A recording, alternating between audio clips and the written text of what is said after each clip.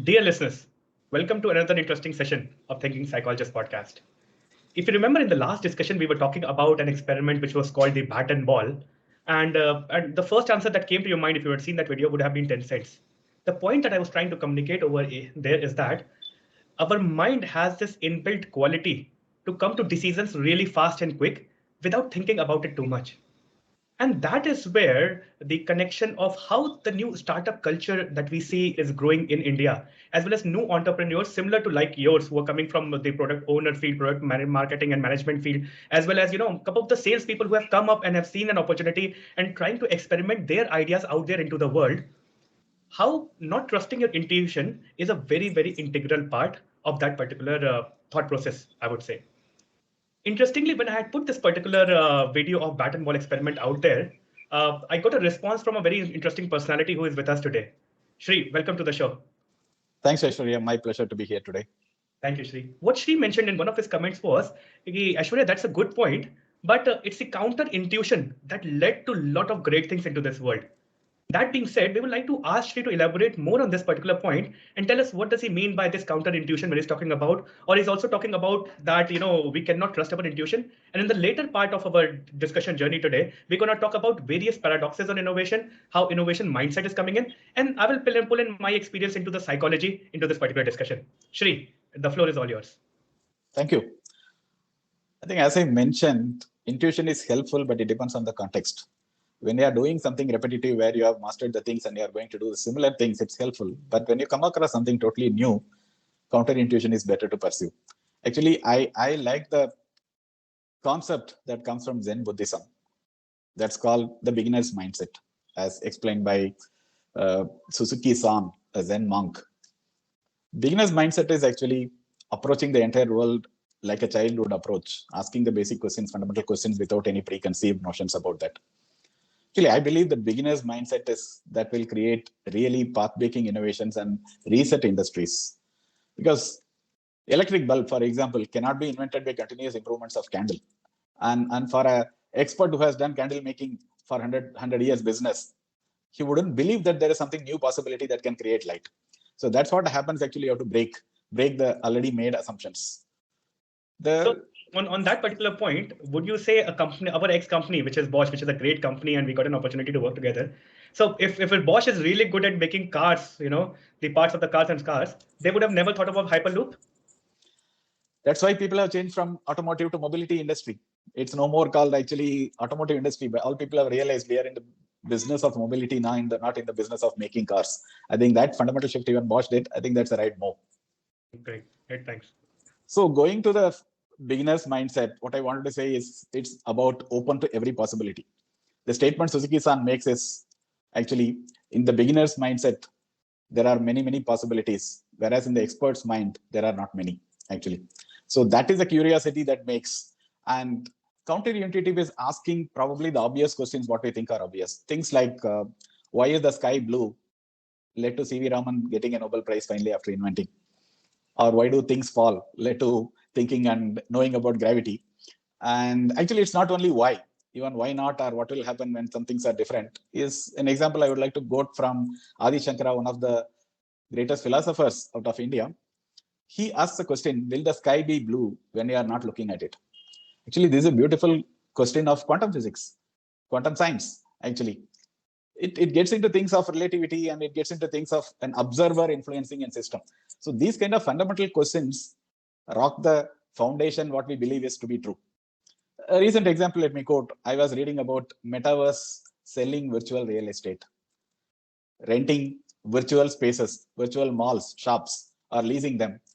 And it may look completely doesn't make any sense. But we have to go back in time. 20 years back, how many people would have believed a company could make business by just building a best search engine, or a company could make business by selling books online?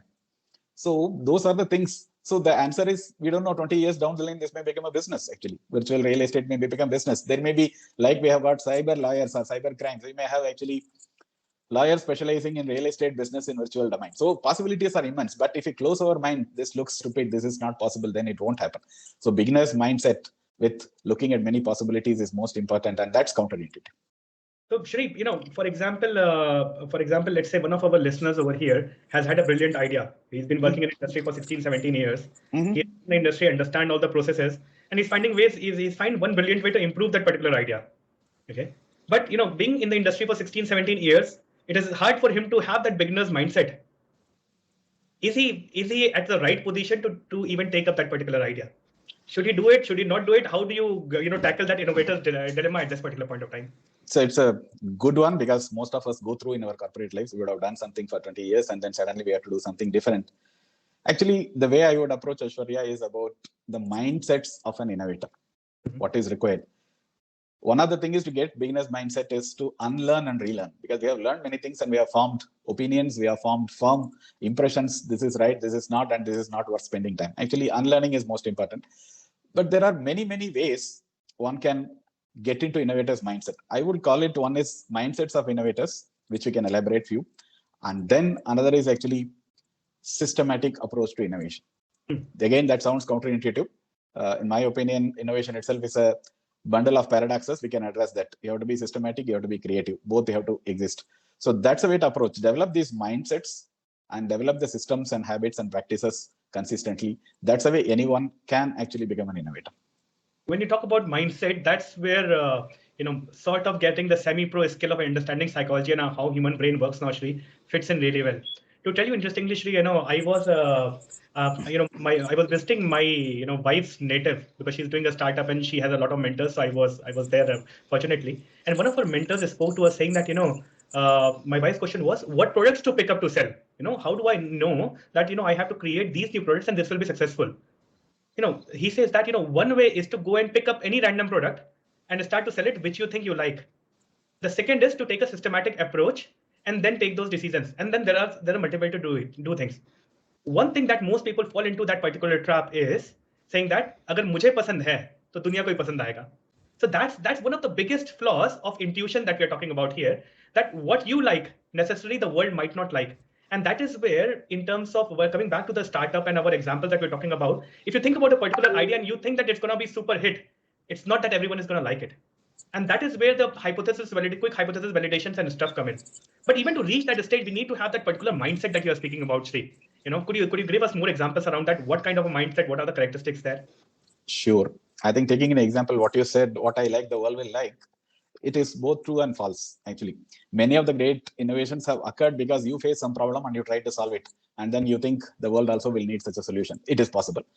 Another way is to look at is actually empathize with all others, your actual users, your people who are going to use that, get into their shoes, understand and try to create an innovation. Both are possible. Let me, and this is what we call one of the fundamental tenets in the design thinking as a systematic process or methodology. It starts with empathy. Empathy with yourself, of course, and empathy with the people who are going to use the products. If you look at Airbnb, which has completely replaced or redefined the industry of the hotels, and it is bigger than all the established players who were there for 100 years. You look at that model, it came with the founders actually facing a problem. When they were in the San Francisco for a design conference in 2007, they faced a problem. They couldn't get a hotel room because of the convention conference. All the rooms were booked. And then they looked at, is there a possibility I can share? And then that's how the Airbnb was born, from that idea. So it is coming from, they thought that there is a need for such a industry market, alternate to the hotel industry. And that led to the innovation of Airbnb, and that is so successful today. So it is possible that what I like, others will like. But there are many, many, many other examples that you look at other people and empathize with them and create. That is very important. Let me quote an example. You would have seen, I'm sure, in airport check-in counters, a simple example. When you have to put your luggage in, you have to weigh it. It's typically, if it is an international flight, it's heavy, you have to lift it. Some places you get help, some places you have to do it. Imagine women with children or old people trying to lift a huge luggage and then put it on the platform to weigh it. I was in Tokyo, Japan, and found very, very interesting thing, that weighing platform is just at the ground level. I mean, they have made a provision in the way that the actual weighing machine is below the ground level, and you just slide or roll in your luggage. It looks so much empathetic to the users who are going to do. I'm sure somebody noticed or somebody faced a similar problem, and then it's a small innovation. But to me, that is a good example of how empathy happens, actually. Another example of empathy, which is often quoted in the context of design thinking, is by an engineer from GE called Doug Dietz in the GE healthcare business. Actually, he noticed children really fearing the experience of MRI scans. Because if you have seen some of your close relatives going through MRI scan, you would have faced that the noise it makes, the huge machine, you get into a hole and then it moves and it is really scary. And children particularly are so much scared, they don't want. He did an innovation. He made the entire experience lovable that children wanted to come back. He created cartoon-based themes. So children started thinking actually they are getting into an adventure. It could be a Nemo ship or it could be a Spider-Man theme. They love getting into that. It's a simple innovation, but came out of empathy to children. So to me, the answer is yes, you can create out of your own difficulties experience, but you empathize with other people and create. And empathy is one of the fundamental tenets of innovation, how it happens. So talking about mindset, so you would say empathy is one mindset that every new entrepreneur should inculcate in him, where he's Fundamentally required empathy. Fundamentally required. Because everybody knows how to do empathy, right? Only way is to apply empathy to the problem area that you're trying to solve and try to empathize with your users. That's where the magic will lie. Correct. And that's where the revelations would also happen. Maybe I'm trying to solve the wrong problem altogether. Yeah. Actually, what is the right problem to solve, wrong problem to solve is also actually a method of experimentation, method of trying to even find the right solution for the right problem. Both are there.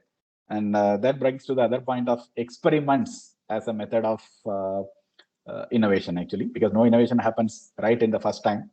And it is well proven most of the great innovations have happened with iterations.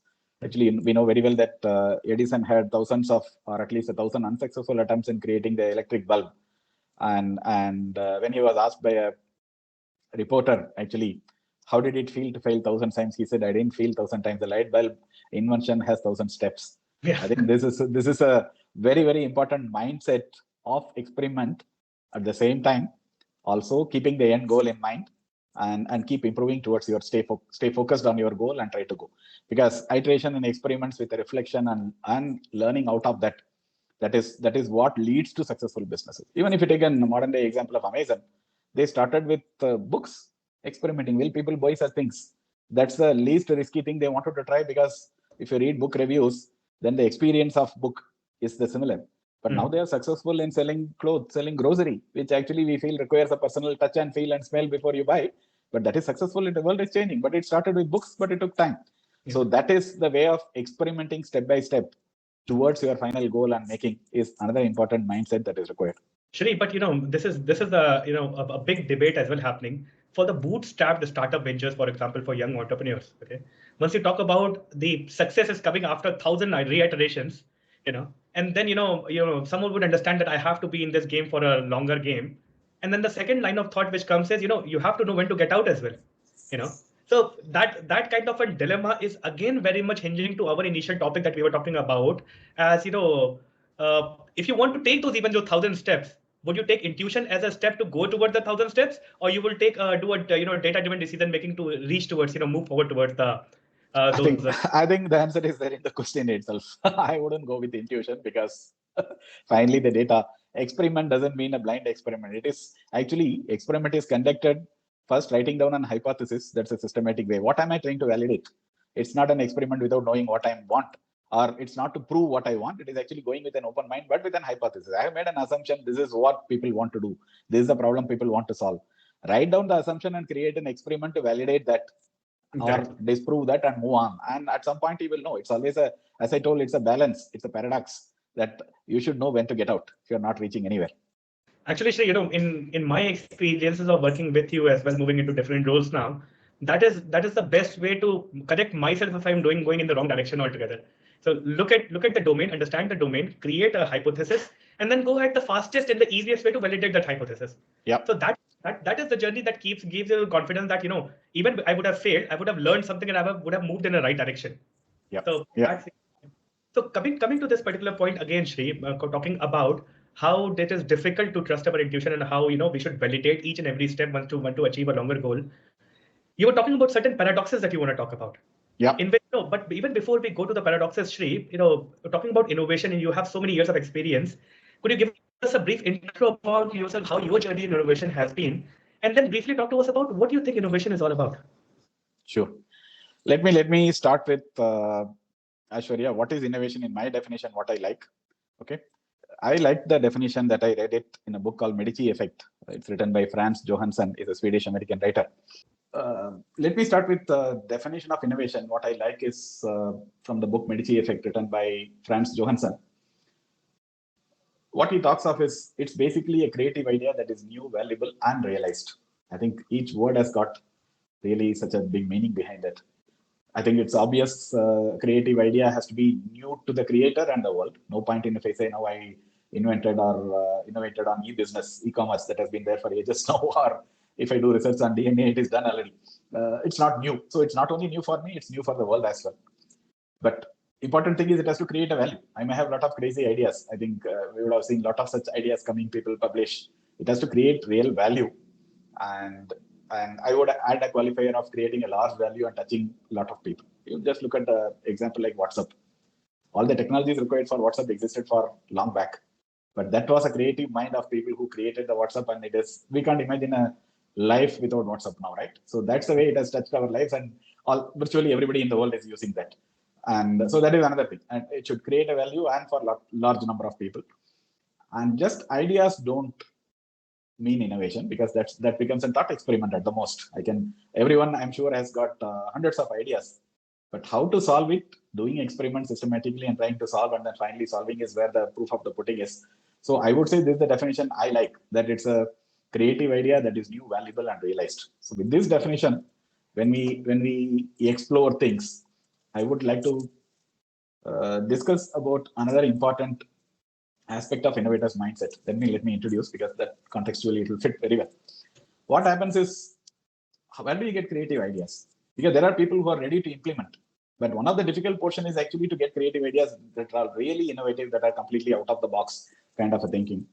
And in this book Medici Effect, what I like is he discusses how that happens is actually when diverse disciplines comes together, when at the intersection of fields this happens. It doesn't happen in one field alone. There are many examples in today what we are using. Let me take from Steve Jobs, one of the greatest innovators I consider. Actually, what we are using as fonts in all our digital writing in word processing softwares, all is because of Steve Jobs learning calligraphy. When he actually dropped out of college in the Reed College, he saw that they used to write posters and all handwritten calligraphically, beautifully. And the way he says in his famous Stanford talk is, throughout the campus, about this Reed campus where he saw that, throughout the campus, every poster, every label was beautifully hand calligraphed. And he learned about serif and sans typefaces and the space between the letters, what makes typography great. And he says it was beautiful, historical, artistically settled in a way science can't explain. I think that's the love, that's a passion for different things without knowing. And while Steve Jobs signed up for calligraphy, he didn't imagine he's going to create fonts later. It's without such a connecting the dots happens later, actually. Connecting the dots is important for innovation, but that happens later. But accumulating the dots is important. And that happens by affiliation to multiple circles, what I call, actually. And a similar example, your exposure to different fields of work, right, actually provides a different perspective to look at things. In my personal opinion, Shri, once I was doing my short film making courses and I got a diploma, so that has been helping me in my presentations and storytelling. And I can look at that angle, how to, because the attention span of people have become so small these days. How do you even capture the attention in the first few moments of when you start your presentation? Because I have struggled. To, even for a 5-minute short movie that I had to create for my graduation. People were looking here and then, and why am I wasting my time? And that too, if you have to communicate such a thing over a digital space, that's where the art comes from there. So you're right, Shay. It's all about accumulating the dots first, keep creating those dots, and then look back at this makes sense. This can connect from this field. This can connect from that method. That's where the beauty comes in, right? Maybe with that background, let me introduce myself. Actually, in the Indian philosophy, as we say, who am I is the most difficult question to answer, but let me answer in a different way, creatively. Let me answer. I am a cat lover, so let me say with one statement, like we say that a cat has 9 lives. Maybe I have 9 avatars, or a little more than 9, and then still surviving. I started my career as a scientist in the Indian Space Research Organization, working with satellites, and interestingly, it was called digital systems in those days, and now digital is so popular. Later on, actually, I came into the auto industry, working with Bosch, of course. I would say got grounded in with the automotive industry from the space. I was leading software technology business, automotive software. leader of a large organization of 6,000 people. Then at some point, I took a pledge into innovation full time. I was always having the spirit of curiosity, spirit of learning, spirit of trying out new things. And as an entrepreneur, I set up a new business of innovation and incubation. We created new products, new services, solutions. We won many international awards, created new digital business models, and collaborated with startups as well. Now I am moved out of corporate life, what I call my second career. I'm mentoring startups in Bangalore. I'm consulting on innovation, and recently I got myself qualified as an executive coach because helping people is one of my passion, and I'm coaching people now formally. Other than all this, I have been a professional classical musician, playing violin. I have been learning, practicing for more than 3 decades, and I perform concerts. And recent adventure is I'm pursuing a master's degree in music. That's one. Of course, I'm a writer of fiction and non-fiction. Have published in prestigious magazines, won some awards. I write blogs regularly. Many more such interests are that I grow orchids, cook authentic food. So affiliation to many circles has been there. Curious to learn, curious to experiment has been always there with me. I think I covered more than 9 avatars of me. So that's a small introduction. That, that's a really interesting journey, Shri. You know, getting into. So how's this new helping people working out, Shri? You know, coming from a corporate life into this particular new role. You know, anything that we should hear No, about? it's always I've been always doing it in the corporate life as well, and but that was without a formal education. Now I got went through a 1 year program and got certified, qualified, and that helps me systematically. Again, this is where what you do by going back to the starting point of intuition versus systematic method. Now I would say I have learned a systematic method of how to help people by coaching, and that's really it's fully satisfying finally when you see people blossom, realize their full potential with the help of coaching. I really love it what I'm doing. That's my experience. Super, Shri. Thank you for those words. You know, coming back to the topic that we had, Shri. You know, so we spoke about the intuitions and our mind giving us answers in an instant without giving us an opportunity to think about it is leading to a lot of different decisions that we make in our life without realizing that we have taken those decisions. Second is if we have to counter that, there has to be a systematic approach towards acquiring ideas, towards validating those ideas, and then moving forward towards it. Yeah. In the third part of the discussion, Shri, you were speaking about certain paradoxes earlier. So now it's the time where we speak about those paradoxes and debate about how can those paradoxes be understood and been applied by our new entrepreneurs and our, who are venturing into the startup journey, maybe. Sure. That's a interesting one. As I told, it's a bundle of paradoxes innovation. We need a balance. Let me start with the first one paradox. Is your commitment to the vision and belief versus experiments to validate that.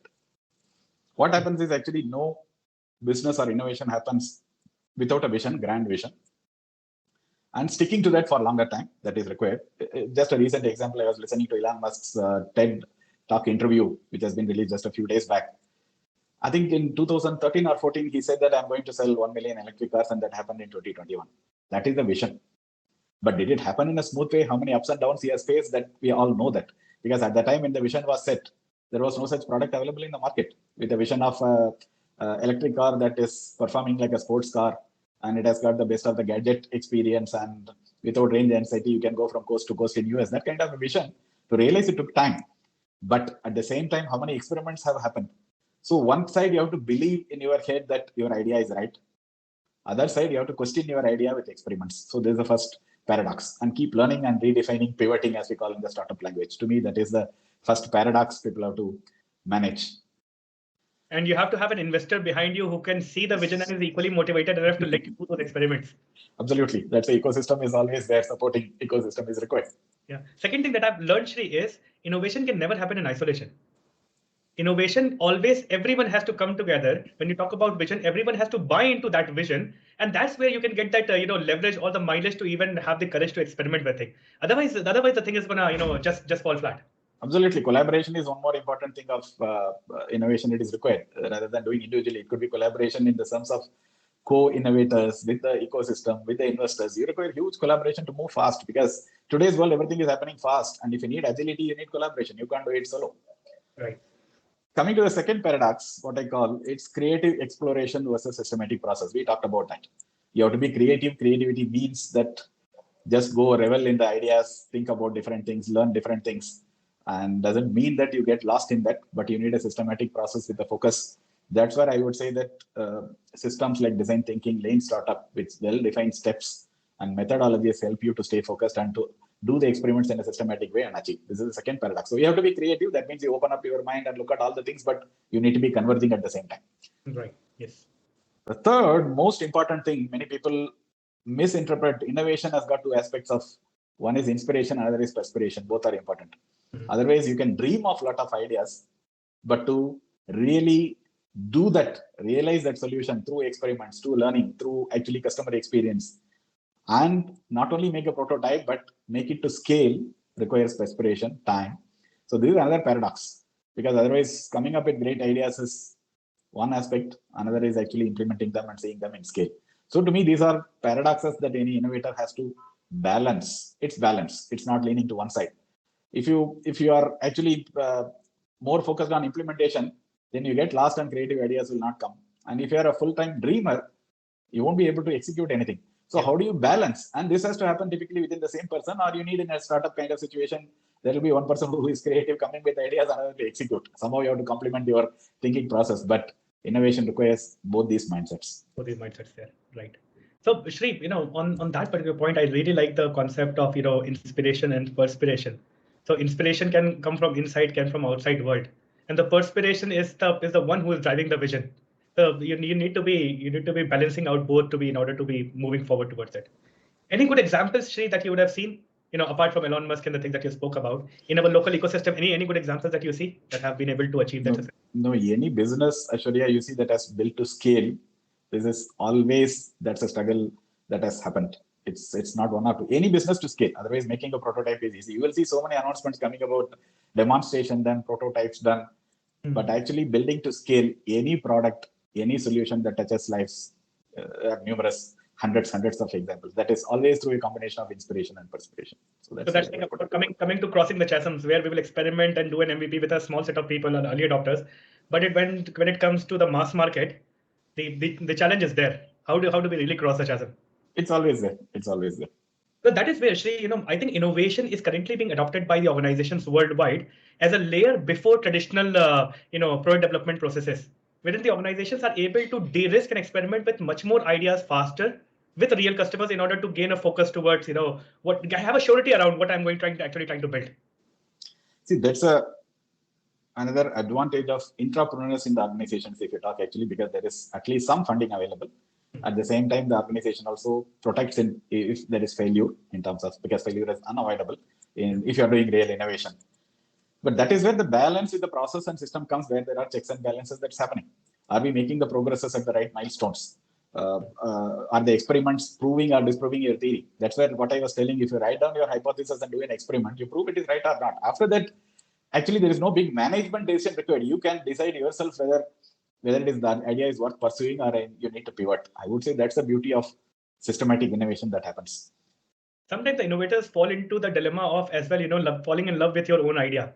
That's where, even though you create an hypothesis and you prove wrong, but you again try to prove it right. And I've seen it in my experience as well. So I know how the mind manipulates that it's your own baby. How can you just throw it away? That would be the that's a paradox. That's a paradox. That's a paradox. Don't fall in love with your idea, have a vision for it, but don't really fall in love with your idea unless until you have validated it's really my idea. Actually, you have to go back to what I call one of the iconic papers published in 50s or 60s in Harvard Business Review. It's Theodore Levitt's about myopic how people become in the businesses. Actually, he quotes enough examples of how railroad business went out of business in US, for example, because they were defining their entire business as rails, not looking at mobility. So they went out of business. So you should not get into a tunnel vision. You should keep the broad agenda open. You are trying to find a solution, and how broad you define actually will help you to be creative to find the right solution. That's the way I will look at it. Right. So, Shri, we're coming closer to our closer discussion. With all the wisdom that you have gained over the years, if there would be one piece of advice that you would like to, throw it out to the young entrepreneurs who are venturing out there with their idea in a head to create a better world, what will be that one piece of advice that you would like to give? That's a difficult one, but let me try answering. I always believe, Ashwarya, in what is known as lifelong learning. You can learn anything. It can be digital, or in 20 years down the line, there can be a completely new technologies, new things coming, new solutions coming. But if you are open mind, learning requires open mind. Otherwise, the moment you think you have learned everything, there is nothing more possible. Lifelong learning is what I would say is most important. That keeps you moving. You can do anything. And one of the quotes, what I keep often repeating is in Italian. It's maybe my pronunciation is not fully right. Ancaro imparo. Actually, this means yet I am learning. The beauty of this statement is this was made by Michelangelo at the age of 85 or something like that. So that is the spirit that made him a most successful creative person, probably. And that spirit of learning anything, that will lead us forward. That would be my word. So is this lifelong learning trait, Sri, is like a personality trait? If I do a transactional analysis, I should be able to find those people who are inclined towards that lifelong learning. There might be a certain subset of people who would be inclined towards that, right? Very much. So Very much. that's what needs to be looked at in our interviews for the candidate selection that we do. Right, Sri. Thank you so much for coming to this podcast show. I hope our viewers would have learned a lot of interesting things coming from it. I'll be doing more of such interesting psychological facts that I have, learning from books, and I'll be throwing it out there. And thanks for coming to the show, Sri. It was Thanks a pleasure. lot. Thanks a lot, Ashwarya. My pleasure. And it was thought provoking and really good to create something for your viewers. Thanks a lot. Great, Sri. Thank you.